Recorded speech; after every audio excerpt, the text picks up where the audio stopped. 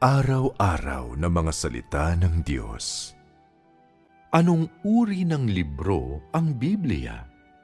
Ang lumang tipan ay ang gawain ng Diyos sa kapanahunan ng kautusan.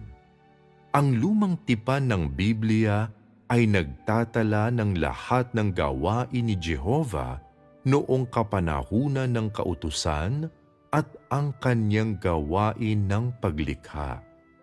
Ang lahat ng ito ay nagtatala ng gawain na tinapos ni Jehovah at tinatapos nito sa bandang huli ang mga salaysay ng gawain ni Jehovah sa aklat ni Malakias.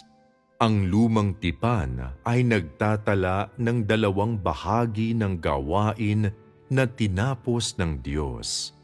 Ang isa ay ang gawain ng paglikha at ang isa